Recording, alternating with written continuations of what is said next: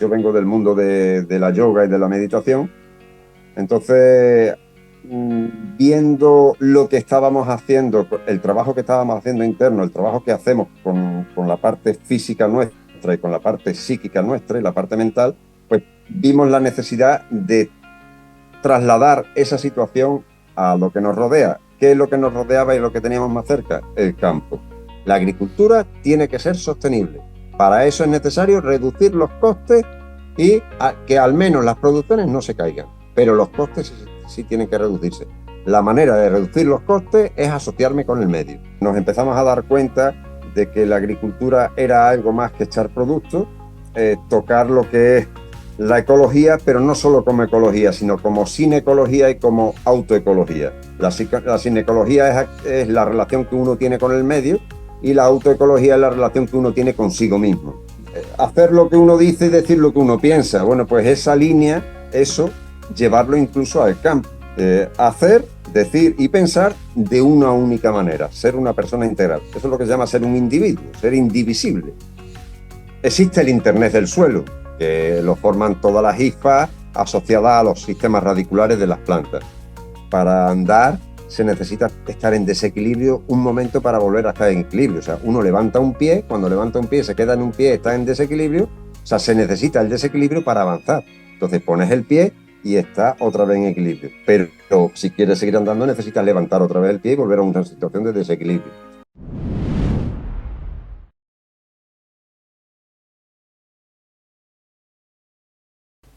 Bueno, muy buenas tardes, José Luis. Un placer tenerte aquí en la entrevista del día de hoy. Y como siempre me gusta hacer en el ciclo de entrevistas, me gustaría que José Luis nos cuente él mismo directamente quién es y a nivel personal y ya después a nivel profesional y a qué se dedica.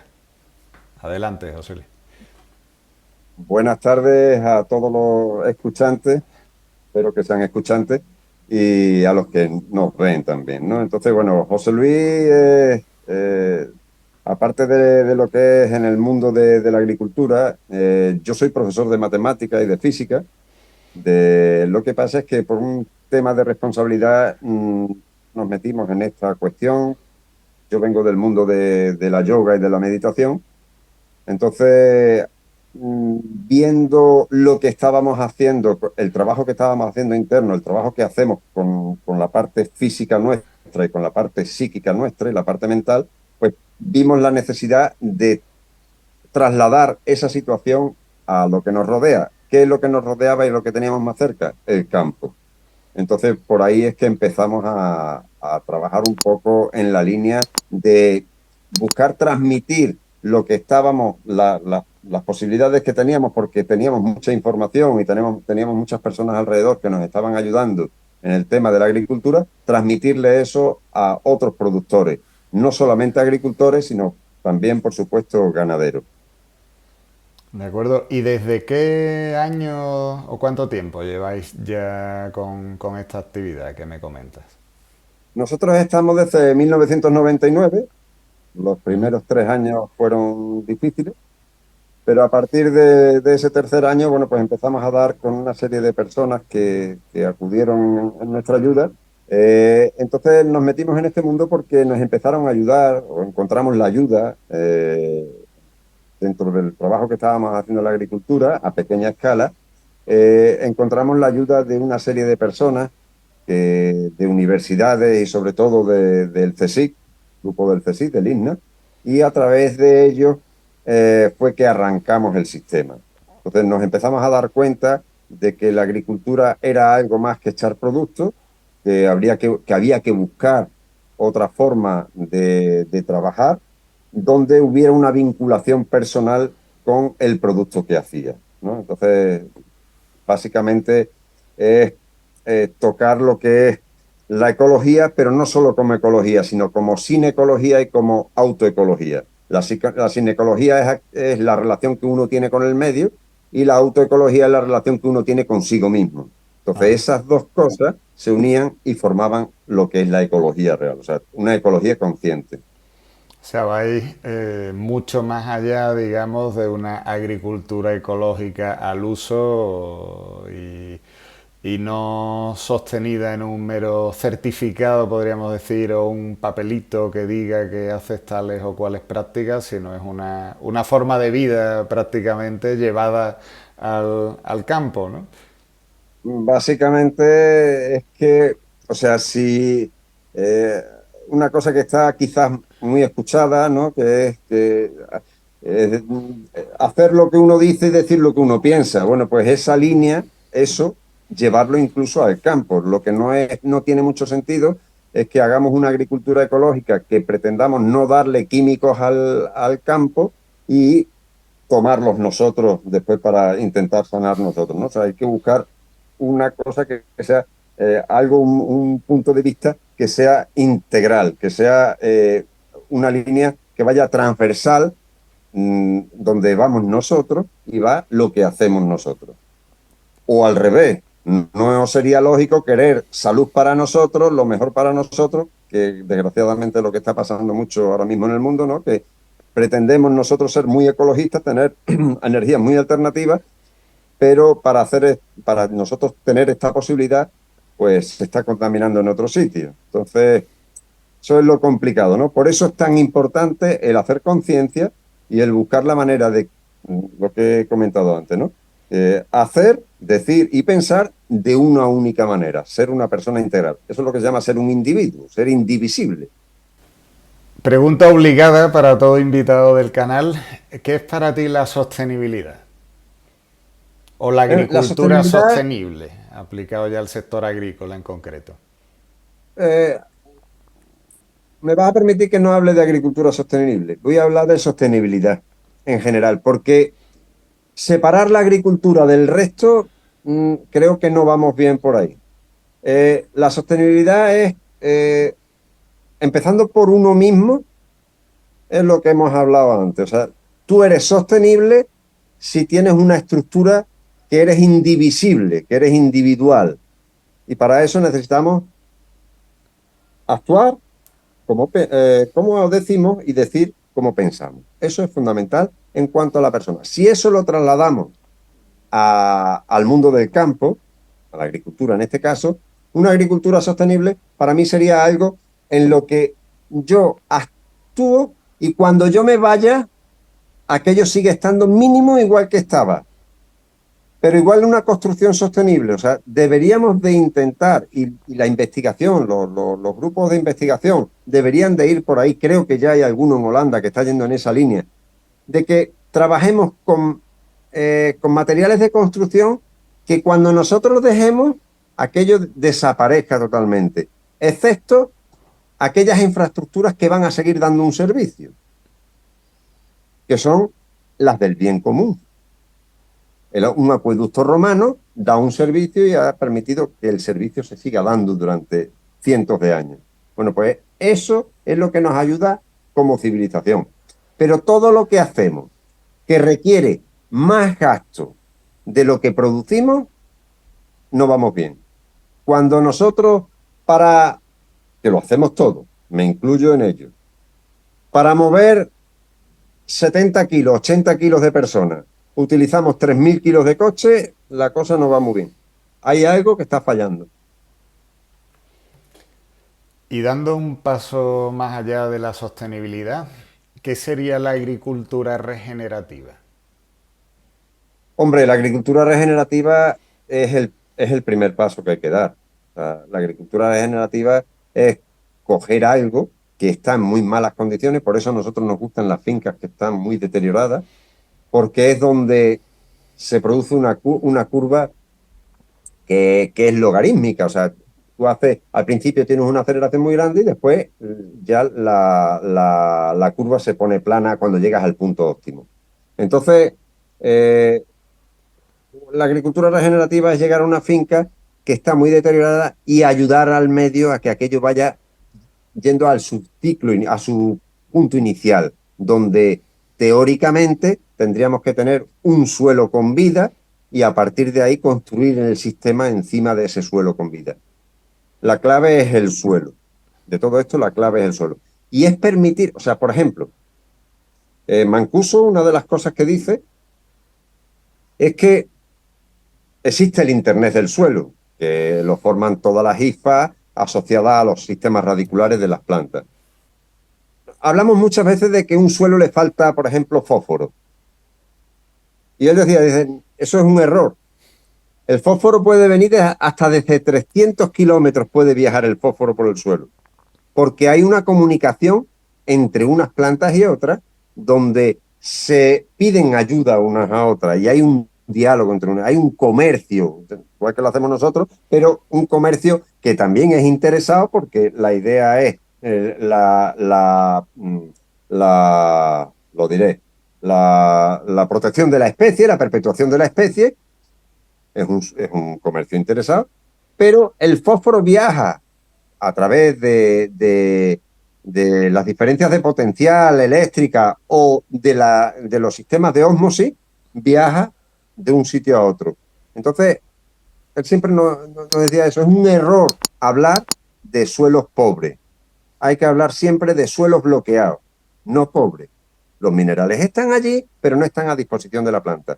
Entonces, lo que hay que hacer es crear un sistema, y eso es regenerar el sistema, donde las plantas lleguen un momento en que ellas solas puedan trabajar.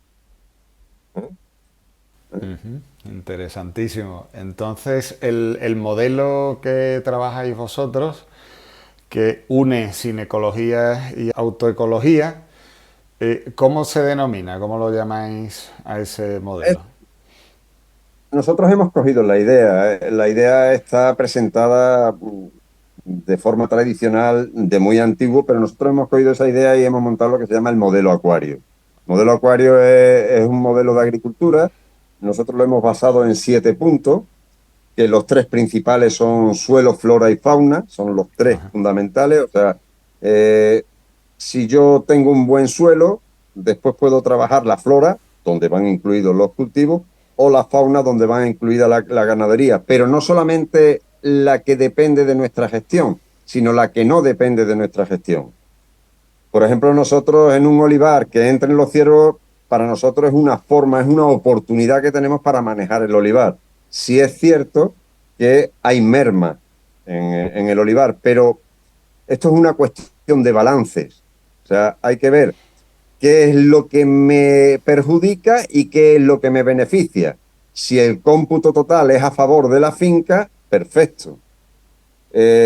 Igual con el agua, si yo tengo un buen medio, un buen sistema y tengo una cubierta vegetal que me ahorra mucha agua o que evita que se evapore agua y captura mucha agua, aunque consuma agua la cubierta vegetal, el balance es lo que importa.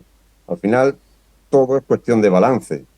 Entonces, lo que se busca precisamente es estos 3 puntos como 3 pilares fundamentales: suelo, flora y fauna. Y después hay otros 4 que son, a partir de la producción, lo que sería la transformación y la comercialización. Para nosotros es muy importante el transformar esos productos cuando se haga de manera totalmente sostenible, y la comercialización que sea una cuestión fraternal, solidaria, fraternal. Yo hablaría más de fraternal, más que solidaria. Donde realmente trabajemos con el otro como nos gustaría que trabajasen con nosotros. Entonces, crear esa unión, esa fraternidad que nos ayude a ir para adelante en una cultura de paz. Y después está también lo que sería la formación. Dentro de todo esto está buscar mostrarle a otras personas, a otros productores y al público en general, cómo es que se está haciendo este trabajo. O sea, qué es lo que se busca con este trabajo y por dónde hemos caminado nosotros para que después él busque si la opción esa es buena o no y cómo él puede mejorar la opción. O sea, no es enseñarle a uno un camino, sino mostrarle cuál ha sido el nuestro para que él tome decisiones y siempre sin deteriorar el medio, que le ayude a él y ayude al medio a que mejore cada día, ¿no? Eso en la formación. Después está el tema del turismo. Nosotros el turismo, donde hablamos también de turismo formativo, pero también de turismo de ocio, buscamos que en las fincas las personas puedan venir a ver qué es lo que se está haciendo. Es un turismo activo también, porque las personas participan en en las fincas, participan en la cosecha, participan en las labores que se hacen en cada momento. Entonces es un turismo, como digo, participativo, pero al mismo tiempo es un turismo informativo. Y si la persona está en actitud adecuada, puede llegar a ser formativo. Y por último, la acción social, ¿no? Donde buscamos que todo el grupo que trabajamos juntos, pues la forma de ayudarnos entre nosotros cuando a uno le hace falta invertir en algo y los fondos pueden salir de otro sitio, bueno, pues que esos fondos se apliquen y se devuelve con la propia producción. La parte que... Y después en la acción social también hay una parte que no está descrita en el modelo como tal, pero que sí la estamos haciendo ya, que es hacer trabajos en otras comunidades, como puede ser, por ejemplo, ahora que se está empezando a elaborar un proyecto en Senegal, pues de ayuda a la agricultura y a la ganadería en Senegal, con idea de que los países del ECOWAS, de la zona oeste del Golfo de África, del oeste de África, el Golfo de Guinea, esa zona, sean autosuficientes, o sea, produzcan, porque ahora mismo están consumiendo casi todo de Marruecos y lo que le llega allí precisamente no es de calidad. Entonces lo que se busca es que ellos puedan producir sus propios productos y consumirlos in situ. Entonces, buscando un poco reducir la huella de carbono en el traslado de los alimentos, pero al mismo tiempo de darle una autonomía a ellos, una soberanía alimentaria en este caso. O sea, en definitiva, lo que ahora está tan de moda se llama economía circular, pero de verdad, no de boca de un político, sino llevada a la práctica en todos sus ámbitos, ¿no? Sí es cierto, el trabajo que se hace realmente es buscar una economía circular. Ese es un planteamiento inicial. Además es que pienso que es la única posibilidad que tenemos de realmente resolver el problema por el que estamos siendo afectados, ¿no? En la economía mundial, en la situación, en la forma de vida incluso que tenemos cada uno de nosotros. Y, pero lo que sí es, a mí me interesa transmitir que la idea no es buscar eh, que nos solucionen las cosas, que nos hagan planteamientos desde arriba, desde la administración, ya sea gobiernos locales, nacionales, Europa o Naciones Unidas, ¿no? Por hablar más globalmente. El trabajo tiene que ser un trabajo desde uno, o sea, igual que pensamos que en la agricultura, por ejemplo, el trabajo se hace desde la microbiología del suelo, o sea, la base de todo es la microbiología del suelo, de la misma manera, la base social tiene que ser el trabajo de conciencia de cada uno. El problema, por ejemplo, que nos encontramos aquí en el sur, a lo mejor esto no es, políticamente no es correcto decirlo, pero el problema que nos encontramos es que, y siempre se nos ha criticado en el sur, por ejemplo, de estar cobrando el paro y trabajar al mismo tiempo, ¿no? Entonces, total, si el otro lo hace, yo también lo hago. Bueno, pues, la idea nuestra es romper esa cadena. No puede ser así. Que el otro lo haga es responsabilidad suya, que el otro hará es responsabilidad suya, que el otro echa químicos y glifosato es responsabilidad suya, no lo voy a hacer yo. Cuantos más seamos, llegaremos a un punto en que haya una masa crítica que, llegando a esa masa crítica, la sociedad cambia. Y va a cambiar sin saber por qué, no hay problema, da igual, por moda, da igual, eso da exactamente igual. El caso es que va a haber un cambio, pero para eso se requiere llegar a esa masa crítica, ¿eh? Eso es lo que se busca. Entonces, por eso, igual que en la agricultura decimos también, por ejemplo, que hay que evitar que el cultivo requiera mucha energía para hacer sus procesos, hay que buscar la manera de cómo ahorrarle energía. Por eso buscamos que el árbol tenga un estrés, pero que sea el mínimo posible, que no tenga que emplear las podas, por ejemplo, cuando hacemos una poda en un cultivo leñoso, buscar que el árbol después no tenga que recuperar empleando muchísima energía en llegar a una situación inicial que tenía. Entonces, igual pasa en nosotros, exactamente igual. O sea, el estar haciendo manifestaciones, haciendo quejas, que yo entiendo que la gente dice que si no nos quejamos no nos escuchan, es cierto, pero por ahí no va el cambio va psicológicamente. Si nosotros lo hacemos y lo hacemos desde el punto de vista de la conciencia, ese cambio no lo van a poder echar para atrás porque es un cambio interno. Si no lo hacemos así, si nosotros lo único que hacemos es un cambio desde nosotros hacia afuera, no de nosotros hacia adentro, volviendo otra vez a la relación esa de sinecología y autoecología, lo que va a pasar es que el cambio hacia afuera es un cambio temporal. En cuanto venga un viento y cambien las circunstancias, nosotros no vamos a ser capaces de resistir esa situación. La única manera es conciencia. Si partimos de la base que ya en un simple modelo de agricultura ecológica al uso no se debe de entender como una mera sustitución de insumos, es decir, sustituyo el producto químico de síntesis por un producto autorizado para producción ecológica. ¿Realmente vosotros en ese modelo acuario que desarrolláis, en qué os apoyáis si es que es necesario en algún momento hacer algún tipo de intervención o de tratamiento más allá del simple manejo? Vamos, simple o no tan simple, porque obviamente implica una mayor dedicación y profesionalidad que la mayor parte de la agricultura convencional, que se ha limitado a aplicación de productos y ya está, ¿no? Entonces, ¿vosotros cómo manejáis esto? Bueno, la idea, lo primero, toda esta circunstancia, no existe café para todos. O sea, lo que se busca es hacerse una composición de lugar de cómo está una finca con la que empezamos a trabajar. Hacemos un estudio de cómo están los suelos, qué tipo de adventicias, qué tipo de hierbas en las que crecen en ese suelo, cómo es el proceso, cómo es la persona, porque hay veces la persona la obviamos muchas veces de lo que él gestiona, pero si la persona no tiene una actitud adecuada, hay que entrar de otra manera. No se puede, porque si la persona no quiere o la persona no tiene el convencimiento de que hay que dar un cambio, no va a dar el cambio. Esa es una crítica que hemos hecho nosotros siempre, que en la agricultura ecológica se ha metido mucha gente porque era más rentable.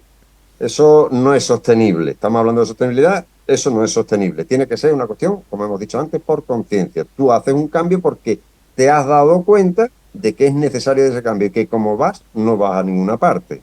Entonces, ese es el proceso que hay que buscar, ¿no? Entonces, nosotros en esa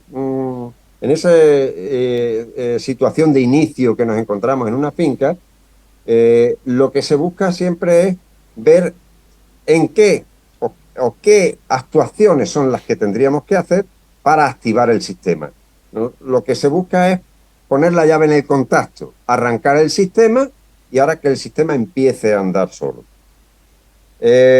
Para eso nosotros nos apoyamos en lo que inicialmente empezamos a hacer con este sí, que fue un producto, un caldo de cultivo de microorganismos, pero nos dimos cuenta que no era eso exclusivamente lo que había que hacer. O sea, eso es, como hemos dicho, el inicio. Nosotros utilizamos muy pocos insumos, ¿no? Insumos que la gente que nos dice bueno, qué tipo de insumos son esos. Nosotros lo que utilizamos canela, utilizamos agua oxigenada, se utiliza los sueros lácteos, muy pocas cosas, ¿no? Las tierras de diatomea en un inicio.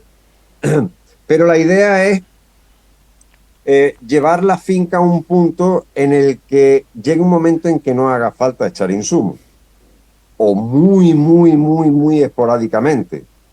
Entonces, para eso es imprescindible el hacer una asociación agricultura-ganadería.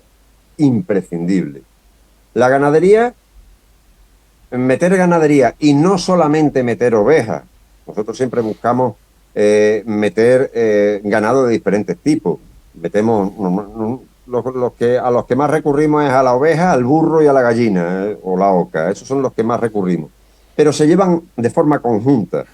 Igual que cuando no hay posibilidad de meter animales, lo que hacemos es echar estiércol, esparcir estiércol igualmente de diferentes tipos de ganado, no solamente de uno, en cantidades de determinadas proporciones de cada uno. Exactamente igual se hace un cálculo sobre el ganado que tiene que ir en la finca. Entonces nosotros siempre le decimos a la gente, date cuenta de que si tú cuidas el árbol, tú te dedicas a echarle productos al árbol, aras el suelo y tal, lo que estás haciendo eres un esclavo de eso. Tienes que estar continuamente metiéndole en vena al árbol lo que el árbol necesita para vivir. Entonces siempre le trasladamos la situación a una persona en un hospital que también se le mete en vena, vive, pero no vive dignamente. O sea, tú lo puedes mantener, pero no puede desarrollar toda en plenitud todo lo que puede hacer esa persona. En el árbol pasa exactamente igual. Si tú lo que haces es meterle una serie de insumos, y mucho más si son de síntesis, obviamente, lo que vas a hacer es mantener ese árbol hasta que llega un momento en que se produce un crack y el árbol no puede seguir hacia adelante, la planta no sigue. Entonces, le decimos siempre, si tú en vez de mantener el árbol lo que haces es que cuidas el suelo, tienes una buena cubierta vegetal, le aplicas estiércol y vas cambiando la situación de ese suelo, vas enriqueciendo, vas metiendo materia orgánica cada vez más profunda, de ahí la importancia de no labrar para no oxidar el carbono que hay en el suelo, y de esa manera también no estamos contaminando porque no emitimos CO2. Entonces estás yendo un paso más allá. Pero si tú metes el ganado, entonces no tienes que cuidar el suelo, ya se encarga el ganado, tú te encargas de cuidar el ganado. El ganado es el que cuida el suelo y el suelo es el que mantiene al árbol. Entonces, ese es el trabajo que se hace. Si se trabaja en esta forma, la independencia es total. O sea, nosotros le decimos a la gente que en plazo, dependiendo de cómo esté, de qué inicio, de cómo parte, de dónde parte, de qué punto parte la finca, le decimos a la gente que eh, entre 7 y 10 años tú puedes llegar a una situación en la que eres totalmente independiente. Entonces, ahí es donde se alcanza realmente la rentabilidad. Y, Hablando desde el punto de vista económico, puesto que la agricultura y la ganadería la hacemos para subsistir también, o sea, para mantenernos. y ahí es donde está una de las claves, ¿no, José Luis? Porque, y disculpa que te interrumpa aquí, pero como vivimos en el mundo actual de la inmediatez y lo queremos todo ya y con un resultado visible inmediato, pues supongo que ahí es donde quizás tenéis la mayor fricción a la hora de trasladar todo esto bueno, a vuestros clientes o las personas con las que trabajáis a nivel de producción, ¿no? ¿Es así o...? Así es, porque lo que siempre se le comenta es que algo que se ha estropeado durante muchos años, si tú estropeas el medio de tu finca durante muchos años, no puedes pretender arreglarlo con un chasquido de dedos, eso es imposible. O sea, las varitas mágicas no suelen existir. Y más con la condición mental que nosotros tenemos, sobre todo el europeo, ¿no? Había una cosa que decía Mayor Zaragoza, que decía que la edad mental del español medio es de 12 años. Entonces, si eso ya lo decía Mayor Zaragoza, pues la situación se complica. Por eso es necesario, eh, cuando nosotros vamos a trabajar en una finca, lo primero que se le hace ver al productor, al que gestiona la finca, al encargado, responsable, es que es necesario trabajar para el bien común, no solamente para su finca, sino lo que su finca va a implicar después en el resto en el medio que tiene alrededor, ¿no? Y en la suma hacia esa masa crítica. Pero claro, esto necesita que sea rentable, o sea, él tiene que vivir, su familia tiene que vivir, y las familias que tiene alrededor que viven de la finca tienen que vivir y vivir dignamente. Entonces, lo que sí se ha conseguido cuando se pone en marcha el modelo, cuando pasan un número de años, nosotros tenemos fincas que con 11 años, por ejemplo, en secano, de personas que iban a sacar el olivar porque era un olivar centenario y aquello, bueno, que era mucho trabajo y que no producía. Bueno, pues en esa finca de olivares centenarios tenemos uno de los compañeros, Sergio, que este, iba a arrancar la finca, vimos que los olivos no estaban en malas condiciones, entonces le pedimos un tiempo, que nos diera un tiempo para intentar ver a ver si aquello reaccionaba. Después de 11 años, el año pasado me escribió un WhatsApp y me dice, José Luis, esto ya no se arranca, o sea, esto es una cosa que ya tenemos que seguir para adelante. Una finca en marcos amplios, marcos de 11 por 11, estaba dando 18.000 kilos hectárea en secano, con rendimientos del 31,82%. Es la finca que más rendimiento ha tenido y partía de rendimientos mucho más bajos. O sea, partíamos de rendimientos del 23-24% y de producciones en torno a los 6.000, 7.000 kilos hectáreas. Pero claro, es que esos olivos después de 11 años están dando casi 300 kilos de aceituna por olivo. Olivos centenarios estamos hablando. Entonces, que ese es otro aspecto que concretamente en el cultivo del olivo, por ejemplo, que nosotros tenemos mucho cultivo de mucho agricultor que tiene olivo, y eh, una de las cosas que siempre le hacemos ver para que entiendan el sistema es que un árbol que es milenario, lo que no podemos hacer es reducirle sus ciclos vitales a 40 años, a 50 años, como pasa, por ejemplo, con un superintensivo. Yo entiendo, lo entiendo todo, entiendo que la mano de obra, entiendo todo, pero eso es contra natura. Normalmente un perro es adulto a partir de los 2 años es adulto. El perro, la vida que tiene puede llegar a 17, 18, 20 años, si se cuida bien y si el perro está sano. Eh, yo qué sé, un elefante a los 4 o 6 años es adulto, vive 10 veces más mínimo. Todos los animales suelen vivir casi eso, 8 o 10 veces más de cuando alcanzan su madurez.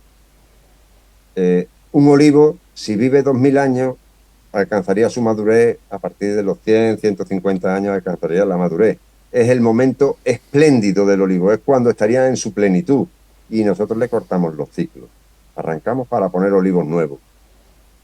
¿No sería más interesante, en vez de arrancar olivos viejos, es cuidar el olivar? Primero, después, bueno, hay otras razones que ahora las comentamos si queréis, ¿no? Pero principalmente porque es en el momento de plenitud cuando más rendimiento en producción y rendimientos grasos que pueden dar, por ejemplo, un olivar, pues quizás haya que buscar, sea más inteligente buscar esa línea que no la otra de ser nosotros los dioses que lo tocamos todo porque nos creemos que nosotros influimos en todos los medios, en todo lo que es el medio, ¿no? Y eso no es así. Por eso nosotros buscamos que llegue la finca a un punto donde no tengamos que tocar, que no intervengamos, que simplemente seamos observadores y lo que hagamos es apoyar. Que en ningún momento lo que hagamos vaya en contra del sistema, sino vaya a favor del sistema. A pesar de que cuando le cogemos la aceituna, cuando talamos, vamos en contra un poco del sistema porque no es su proceso natural. Pero tocar lo menos posible. Buscar que aquellas actuaciones que se hagan sean que nos lleven a que cada vez esté mejor la situación. Esa es la línea de trabajo. Hay una cosa, por ejemplo, de la que habla Stefano Mancuso, por ejemplo, que de la Universidad de Toscana. Ellos nos están intentando hacer ver a todos los demás cómo es que se trabaja, cómo es que trabaja el suelo y cómo es que trabajan por ejemplo, en un bosque, ejemplares de mucha edad, cómo cuidan de los ejemplares que son de su misma dinastía, ejemplares que han salido de su semilla y que hay una conexión en esos ejemplares. Nosotros en eso ni nos fijamos, ¿no? Sin embargo, ellos se están dando cuenta de que eso es así. Como un pino que nace en un bosque y no tiene luz, sin embargo, el pino crece. ¿A base de qué? A base de que el pino más viejo le está alimentando. Bueno, pues ellos, por ejemplo, nos recomiendan tener en los cultivos leñosos, tener ejemplares de mucha edad, para que esos ejemplares sean los que le digan a los otros ejemplares cómo es que se trabaja. Unos ejemplares le enseñan a otros. Entonces nosotros estar un poco al margen y al revés, buscar la manera de cómo beneficiarnos de esa relación e integrarnos nosotros en esa relación. Es muy importante que el productor no considere el cultivo como una fábrica de tornillos. Habría que ver si incluso la fábrica de tornillos no había que considerarla inclusiva, o sea, incluso así, ¿no? Como una cosa en la que utilizamos exclusivamente, ¿no? Tal vez necesitamos un vínculo con lo que gestionamos. Pero indudablemente en la agricultura y en la ganadería es vital. De acuerdo, José Luis. Así rápidamente has mencionado antes que en caso de ser necesario y en esas etapas iniciales utilizabais muy pocos insumos, muy pocos productos y has mencionado la canela, el agua oxigenada Suero lácteo y tierra de diatomeas. ¿Me podrías dar Sí, hay uno que es, un ejemplo de ah, uso de cada una de estas cuatro cosas que has mencionado? sí, hay uno que no lo he mencionado, pero porque intento que no se coja la idea de que hay que echar productos, entonces intento no hablar de los productos. Pero sí es cierto que nosotros empezamos a trabajar siempre, la base de todo es un caldo de cultivo que hacemos en condiciones de presión y temperatura determinadas de cepas de microorganismos, de grupos funcionales de las propias fincas o de zonas muy cercanas a la finca, buscando no meter elementos externos que no sean autóctonos en cada sitio, ¿no? Para que no haya competencia y que se desarrolle todo de la manera menos agresiva posible. Entonces utilizamos este caldo de cultivo de microorganismos. Se utiliza el agua oxigenada porque nos hemos dado cuenta, gracias a la ayuda que nos han prestado algunos grupos de investigación, que el agua oxigenada es una fitohormona y como tal la genera el propio cultivo. Hay veces que el cultivo no la genera. Cuando el cultivo no está en buenas condiciones, no genera agua oxigenada o la citocinina o las auxinas. Hay veces que no se generan en la cantidad suficiente. Por eso es necesario equilibrar el cultivo, equilibrar el medio para que el árbol esté en las condiciones adecuadas. Entonces el agua oxigenada la utilizamos para esto. También, además, tiene propiedades fúngicas, que es curioso porque si el árbol está en condiciones, él propio, al generar, él mismo, al generar el agua oxigenada, está autodefendiéndose de los ataques posibles que pueda haber. Entonces, bueno, lo que se le hace es que se le apoya con eso. La tierra de diatomea igual, por ejemplo, en olivares o en almendros o en pistachos, incluso en la viña funciona muy bien. Cuando tenemos problemas en esta zona sur, que son muy comunes, de exceso de insolación y tenemos las plantas que están muy desprotegidas por una poda excesiva en los primeros años cuando llegamos a la finca, pues lo que se hace es proteger el árbol buscando que haya una reflexión de la luz, o sea perdón, una refracción de la luz, una reflexión de la luz, que la luz incida y se refleje y no le afecte tanto la radiación solar y no aumente tanto la temperatura, igual que si pintásemos un depósito de blanco o los cortijos aquí en nuestra zona, ¿no? Que se pintan de blanco, buscando que se refresquen. Bueno, pues la tierra de diatomeas va en esa línea un poco, pero al mismo tiempo también molesta, por ejemplo, ataques de mosca o ataques de araña. Los molesta porque eh, se busca, normalmente las plagas buscan el fruto que está muy bonito, que está muy céreo, y entonces a ese buscan atacarlo. Eso antiguamente en esta zona se decía darle polvo a los olivos, ¿no? Se pasaba una rastra y se le daba buscando. Bueno, pues básicamente esa es la función de la tierra de diatomea. Pero cuando llega un momento en el que ya el cultivo está en condiciones, ya no es necesario seguir aplicando tierra de diatomea. Ya he hecho una poda en condiciones, lo he protegido, permito la aireación y la insolación, pero tiene protección, no se queman las ramas primarias y secundarias, no se queman los troncos. Entonces, eso es vital, ¿no? El trabajar en esta forma. La canela igualmente se utiliza a modo de fungicida, pero como digo, son productos que utilizamos. La tierra de diatomea concretamente a los 2 años la quitamos, la canela igualmente. El agua oxigenada a los 4 o 5 años dejamos de utilizarla porque ya el árbol, la planta, lo genera solo. Lo que es el caldo de cultivo de microorganismos, cuando ya hay un buen sistema en el suelo y está funcionando, se retira igualmente. ¿eh? En algunas charlas, cuando he ido a alguna cooperativa que nos invitan a dar charlas, tú terminas de hacer la exposición y siempre hay alguno que al final te dice, bueno, entonces ¿cuántos litros tengo que echar yo y siempre se lo decimos, me parece que no te has enterado de lo que hemos estado exponiendo. La cuestión no son echar litros, la cuestión es ayudar a crear un sistema. No es que lo creemos nosotros, sino meternos en el sistema y trabajar con el sistema. El preparado de microorganismos que mencionas, José Luis, ¿lo utilizáis únicamente con las fincas que trabajáis? Porque entiendo, lo fabricáis vosotros, ¿no? En este Sí, caso, el preparado de microorganismos. sí. Y, y lo comercializáis también de forma externa a otros Se está productores o... comercializando, pero la idea no es esa. La idea es, Porque lo que se busca es ver qué es lo que hay en la finca, porque a lo mejor yo puedo, si llegamos a una finca y el productor ya está haciendo un buen trabajo, no es necesario. O sea, la idea es quitarle de la cabeza que hay que aplicar productos. Lo que hay que buscar es que el manejo que esté haciendo, que lo haga de manera lo más óptima posible para llegar al punto adecuado. ¿Eh? Pero sí, sí, obviamente es un producto que se vende. Fue una de las cuestiones por las que, ahora que no nos oye mucha gente, por las que dejamos de trabajar precisamente con el CSIC. Porque nosotros promovemos no utilizar y no vender productos y no le gustó mucho al grupo de investigación con el que trabajamos que nosotros dijésemos eso. Pero es que es Bueno, la forma, o sea, la forma es crear independencia. ten en cuenta que esto se va a publicar en YouTube. Nada, O pero sea que, no, ellos no lo hombre, van a hacer. de momento el canal no tiene 2 millones de seguidores, pero bueno, los tendrá, los tendrá.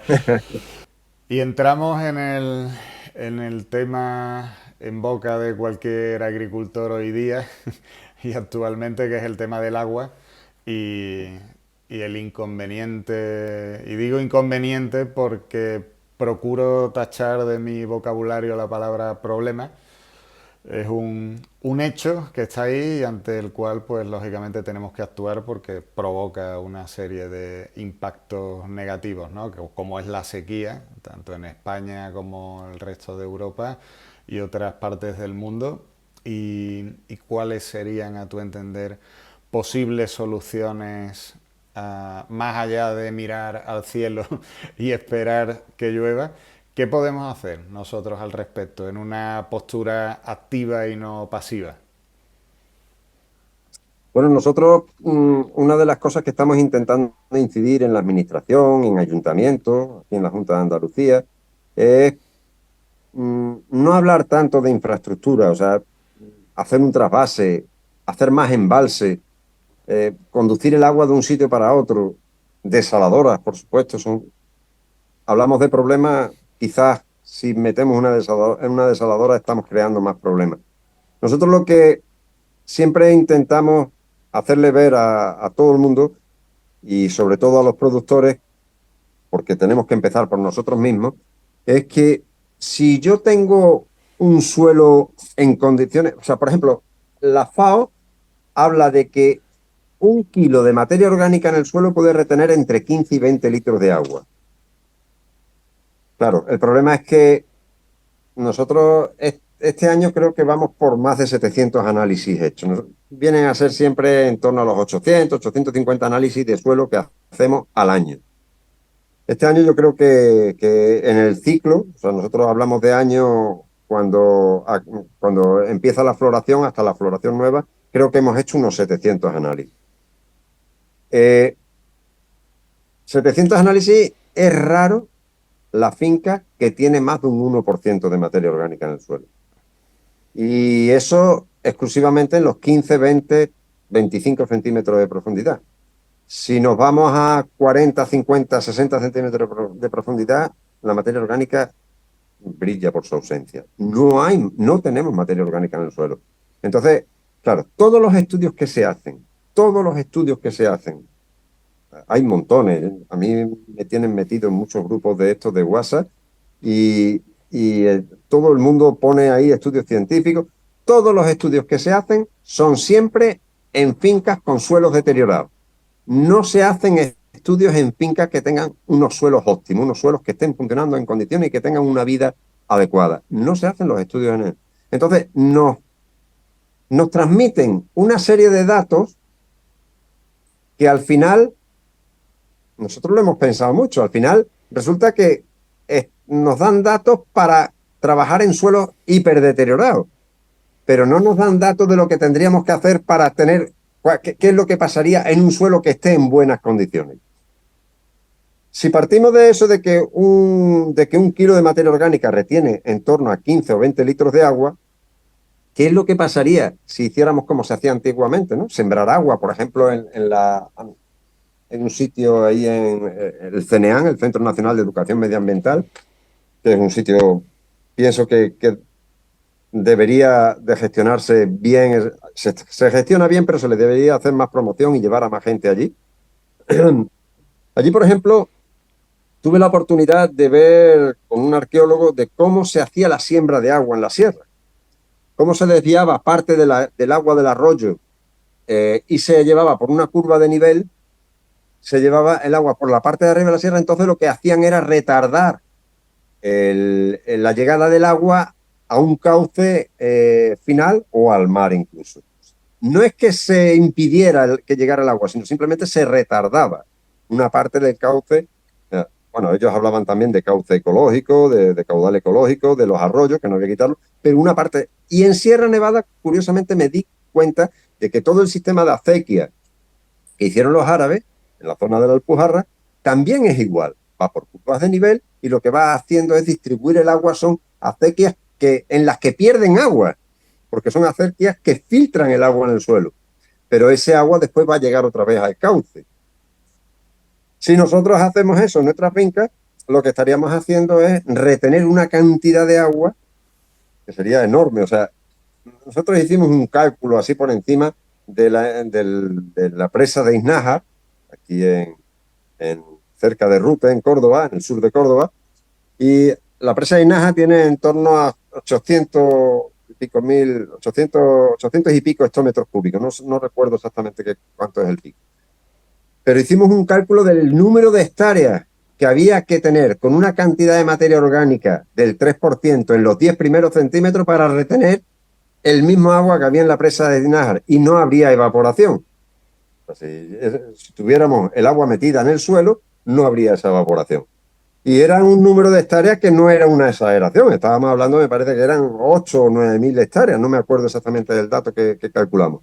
Pero eran 8 o 9 mil hectáreas. Con 10 centímetros de suelo fértil, de suelo con un 3% de materia orgánica. Si en vez de 10 centímetros meter materia orgánica a 40 centímetros, es que no son necesarios tantos embalses. ¿Qué es lo que pasa cuando en un cuerpo humano hay una acumulación de líquido en una zona y que no es la zona en la que tiene que estar ese líquido? Se produce una disfunción y puede llegar a una enfermedad. Eso es lo que estamos haciendo. O sea, los embalses lo que están haciendo es recalentar la zona. Lo que están haciendo es que haya un exceso de evaporación y como por otra parte estamos labrando todos los suelos, pues estamos reduciendo la evaporación en los alrededores de los embalses, toda la zona de riego de esos embalses, la zona de las cuencas. Entonces, lo que estamos haciendo es reducir la humedad ambiental. Pero si en vez de reducir la humedad ambiental hiciéramos el proceso contrario, entonces cuando viene hay un dicho que siempre un comentario que siempre nos hacen, en muchas fincas no lo hacen, dice, hay que ver que a mí no me llueve y ahí al lado llueve. Y siempre nos lo pensamos, y a ver qué es lo que estás haciendo tú y todos los que están en la línea donde tú estás, qué es lo que estáis haciendo, por qué el agua se escapa por zonas. Otra cosa que se observa, por ejemplo, es cómo entran los frentes, cuando en estos primeros frentes, cómo entraban al principio. No entraba un frente desde el oeste, desde Portugal, que iba barriendo la península, entraban en línea. Y habría que ver por qué entra en línea un frente, porque quizás vaya aprovechando los espacios de humedad por donde va siendo atraído. La zona del río Guadalquivir, la zona del río Guadalete, zonas por donde entra la humedad y por ahí se dirige. Entonces, hay zonas donde llueve mucho y nosotros teníamos en una viña, teníamos dos pluviómetros. Uno recogió 57 litros y el otro 14. Estaban a 300 metros uno de otro. Eso no es normal. Eso es provocado por la situación y los manejos que estamos haciendo en el campo. Entonces, pensamos que hay que hablar más de este tipo de cosas. No tanta infraestructura, sino más bien de mejorar los sistemas, tanto agrícolas como ganaderos, para no hacer sobrepastoreo, no deforestar ni devastar las zonas cuando pasa el ganado. Y también hay que tener en cuenta el tema del bienestar social, ¿no? O sea, no es lo mismo ir a trabajar a una finca donde no hay nada en el suelo que a una finca que tú llegas y está el suelo verde. O sea, psicológicamente hasta la actitud es distinta. Pero no solamente la actitud, sino que el ambiente es distinto. Un suelo Nosotros hemos medido temperaturas de hasta 20, 22 grados de diferencia en un suelo desnudo, en un suelo con cubierta vegetal. Eso indudablemente afecta a la temperatura ambiental de la zona, que lo que estamos haciendo es irradiar mucho, reflejar mucho, mucho sol, sobre todo en fincas, en los suelos estos que tenemos por aquí, por el sur, que son suelos muy calizos, suelos muy blancos. Pues uno va a esos sitios y es realmente insoportable. Sin embargo, con un suelo con cubierta las cosas cambian, ¿no? Entonces, es buscar eso, buscar fórmulas regenerativas, en definitiva, y que además van a ahorrar mucho dinero. O sea, imaginemos que un 20, un 25, un 30% de la superficie de cultivo fueran de este tipo. Estaríamos hablando de meter una cantidad de agua en el suelo y de cambiar la dinámica de una manera bestial. O sea, sería una cuestión que realmente pienso que no somos conscientes del cambio que se podría dar en esta situación.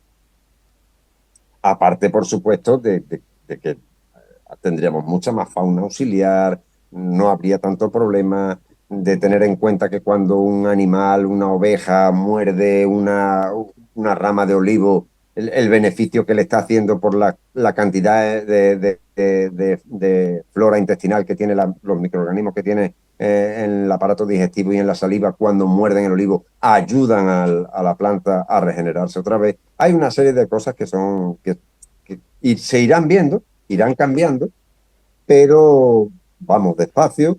Yo pienso que es otro de los problemas que realmente que tenemos, ¿no? Que es que ya no es cuestión de consumir o gastar menos o consumir menos, ¿no? Es que hay que pegar un frenazo más grave, o sea, más drástico, porque tenemos un problema que por otro lado es una oportunidad. O sea, yo siempre lo digo, se lo digo mucho a los agricultores cuando voy a las charlas, que para andar se necesita estar en desequilibrio un momento para volver a estar en equilibrio. O sea, uno levanta un pie, cuando levanta un pie se queda en un pie, está en desequilibrio. O sea, se necesita el desequilibrio para avanzar. Entonces pones el pie y está otra vez en equilibrio. Pero si quieres seguir andando, necesitas levantar otra vez el pie y volver a una situación de desequilibrio. O sea, que son ciclos que nos ayudan. Ahora, lo que hay que buscar es que esos ciclos sean lo más estables posible y que no sean picos, que sea una curva cada vez más suave, ¿no? Entonces, buscar una estabilidad desde el punto de vista, como dije antes, desde la conciencia. Hay mucha gente, ¿no? Un dicho que se decía por aquí abajo, que virgencita, virgencita, que me quede como estoy, ¿no? Entonces te mueres y ya está. Te muere uno y ya está. Te quedas más sereno, no vas a estar.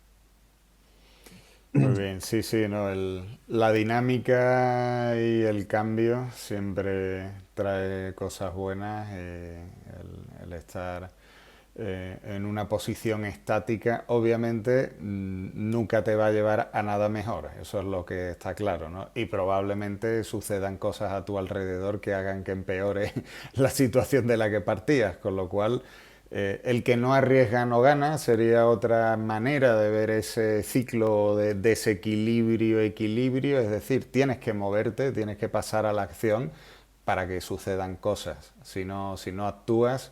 Y eso es lo que realmente es la auténtica, a mi entender, ley de la atracción.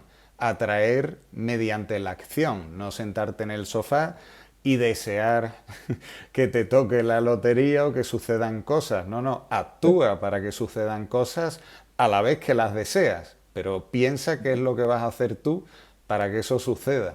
Entonces, obviamente, tienes que moverte, arriesgarte y tomar decisiones, en definitiva, ¿no?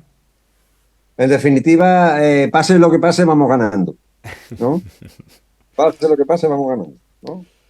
Muy bien. Muy bien. Antes hablabas también de la gran importancia de la materia orgánica en el suelo para la retención del agua y todo lo que influye en el ciclo del agua. Pero también querría utilizar a la materia orgánica en otro de sus múltiples beneficios, que es en lo que a día de hoy se denomina también agricultura del carbono, créditos de carbono. ¿Cuál es la influencia de esa materia orgánica en el almacenamiento del carbono en el suelo? Y bueno, y saber si estáis trabajando ya en esta línea y cómo ves tú el presente y futuro de los tan nombrados también últimamente créditos de carbono y la agricultura. Hombre, el tema de los créditos de carbono yo pienso que es un buen cambio. Pienso que es, desde el punto de vista de las ayudas, por ejemplo, el tema de la política agraria común, pues el hecho de ayudar no me parece correcto la ayuda, me parece más interesante el pagar por un servicio que se está haciendo. Eh, Actualmente se paga por tener un cultivo. Ahora ya están poniendo con esta la política, la PAC esta nueva, del 22 al 27, pues lo que se ha buscado es apretar un poco más en el sentido de mejorar la biodiversidad, de mejorar el sistema. Pero hay que ir más allá. O sea, hay que ir más allá. Yo pienso que hay que buscar la forma. Quizás estoy de acuerdo en los planteamientos de la Agenda 2030, quizás no tanto en el qué sí, no en el cómo, y de hecho creo que el cómo no se está hablando mucho, pero el hecho de que tú pases en una finca de estar emitiendo CO2 a estar capturando carbono es un paso muy importante, es un paso muy importante. O sea, por ejemplo, nosotros tenemos fincas que se ha pasado de emitir CO2, se estudió la huella, de emitir CO2, las emisiones que había, y se ha pasado a retener entre 2,5, 2,7 e incluso 3 toneladas de carbono por hectárea y año. Eso es importante, o sea, ese trabajo es importante, porque eso es lo que nos va, primero es importante socialmente para el bien común que hemos hablado antes, pero es que es muy importante para el agricultor. O sea, el hecho de que tú metas en el suelo 3 toneladas de carbono quiere decir que estás aumentando la cantidad de materia orgánica en el suelo.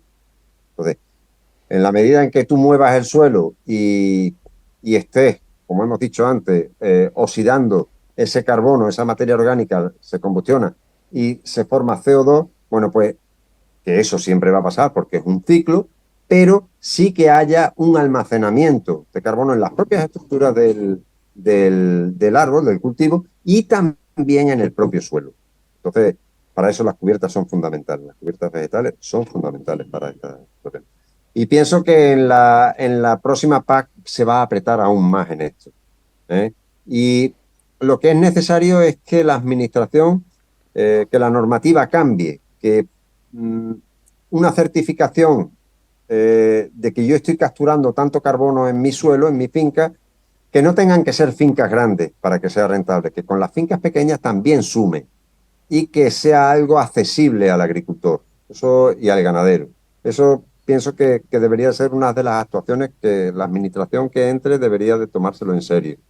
Pero creo que es la clave. La clave es pagar por un servicio. El agricultor hace un servicio a la sociedad y la sociedad le paga por eso, ¿eh? Quizás más en la agricultura que en los bosques o en las reforestaciones, en las forestaciones. ¿Por qué? Porque las forestaciones tú estás metiendo carbono en los propios árboles, en lo que estás cultivando, ponte que sean chopos, que sean álamos, que sea, lo que sea. Cuando tú cortas ese cultivo a los 30 años, que es el compromiso que suele haber normalmente por los créditos de carbono, resulta que todo lo que has almacenado durante un tiempo te lo cargas en un santiamén. Entonces, la agricultura es más comprometida, es más a largo plazo. Un olivar, si se hace bien, estamos hablando de que puede estar centenares de años. Eso tienes una garantía de que estás fijando carbono durante centenares de años. Por eso al agricultor hay que tratarlo especialmente bien en ese sentido. Y al que se comprometa, darle un pago por ese servicio, por un servicio, no una ayuda, por un servicio. Exacto. Igualmente se debería hacer por lo que comentábamos antes fuera de la señal, ¿no? Que es el tema de la biodiversidad. O sea, los servicios ecosistémicos son muy importantes en las fincas. El hecho de que yo tenga zonas donde tenga una balsa o cada ciertas hectáreas tener una balsa, una pequeña balsa donde los animales silvestres puedan venir a beber e incluso la fauna doméstica que tengamos en la finca pueda ir a beber y tengamos alrededor de esa balsa un refugio para especies, ya sea insectos, reptiles, mamíferos, de todo, que haya de todo allí. Eso es fundamental y es lo que va a equilibrar el sistema, igual que en la microbiología, por ejemplo. Por ejemplo, una de las cosas que nos hemos enterado recientemente, que desconocíamos, es que algunas fitostoras son solubilizadores de fósforo.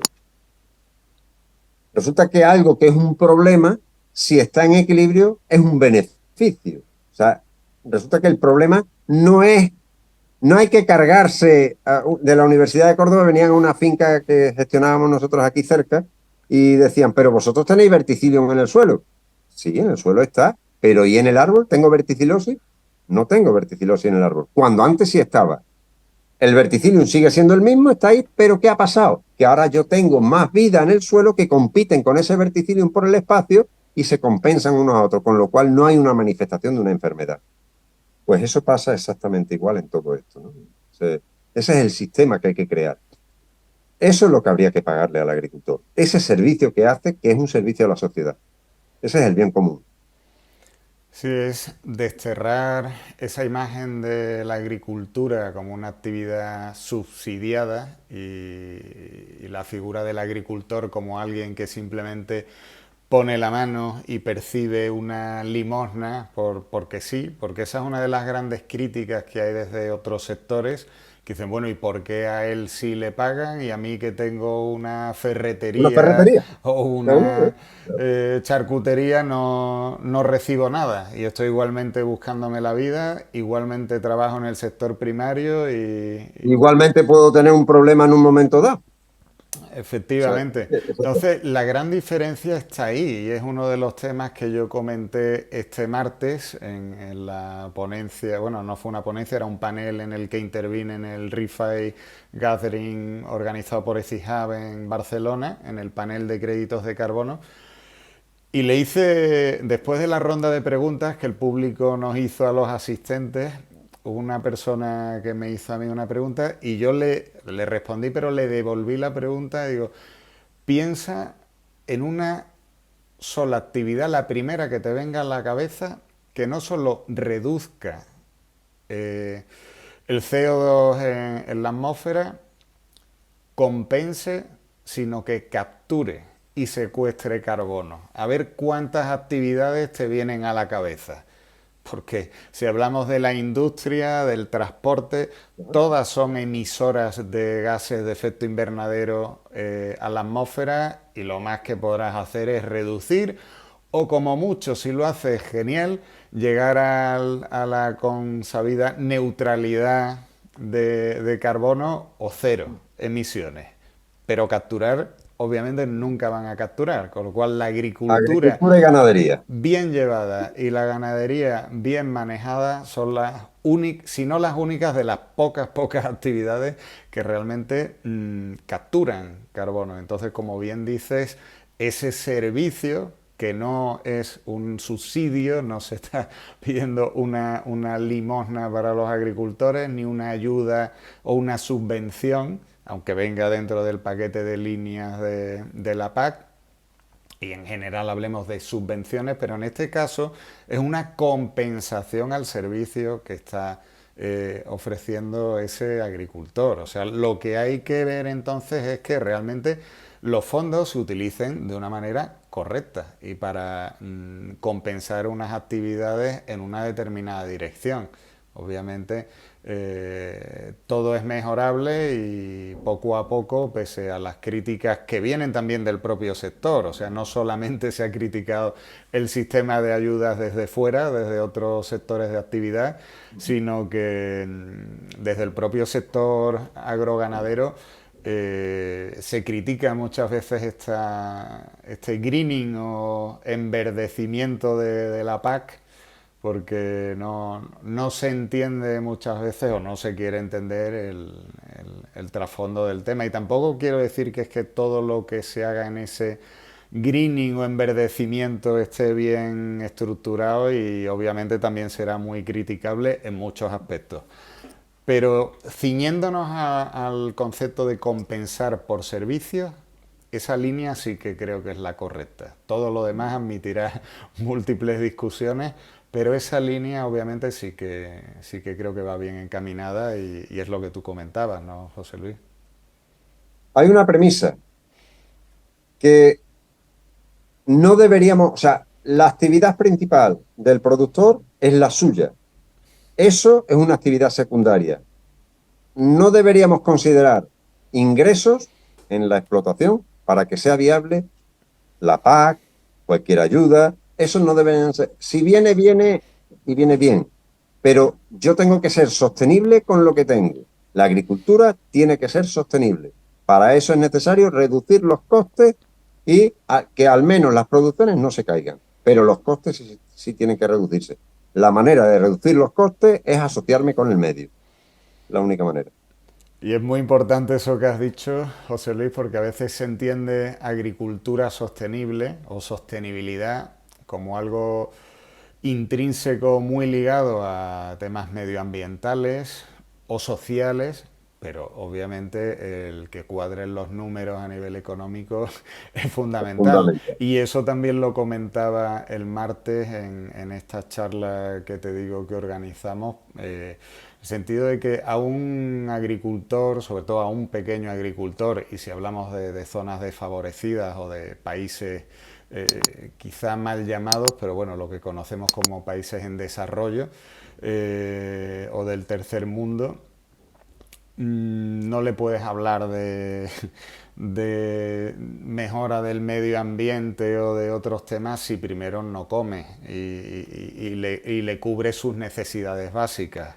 A partir de ese equilibrio y de esa sostenibilidad en la economía familiar de esos agricultores es cuando obviamente puedes seguir trabajando en todos esos niveles que también comentabas antes, como pilares intrínsecos a vuestro modelo, pero a cualquier modelo de actividad. O sea, no es algo tampoco que hayamos inventado ahora la rueda, sino que lógicamente hay que partir de esa base.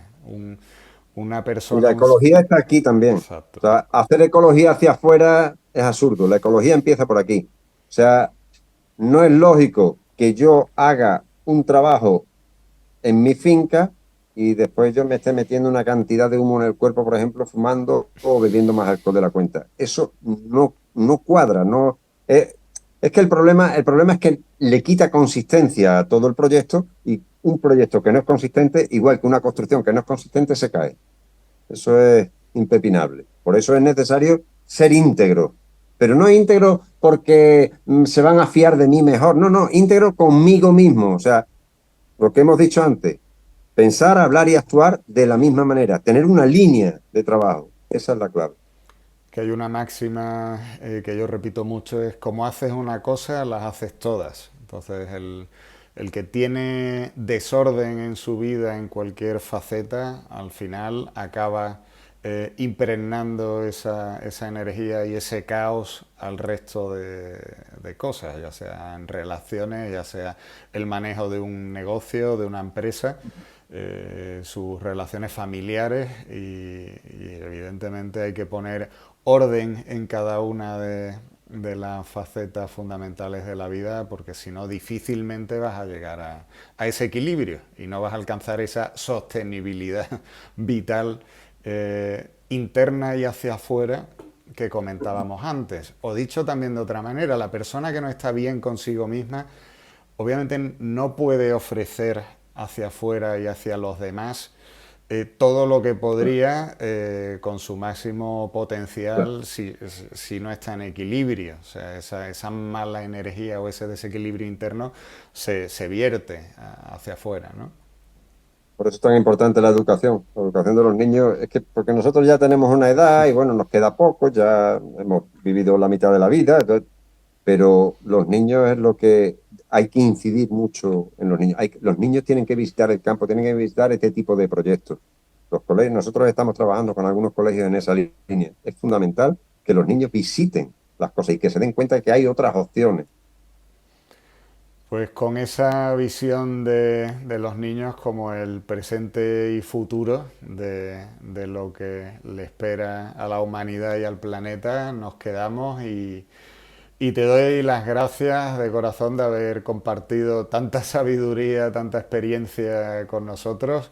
Y bueno, y espero que pases pronto de nuevo por el canal. José Luis, un Pues abrazo y hasta encantado, muy muchas pronto. gracias Jaime y gracias a tus escuchantes y a tu vidente.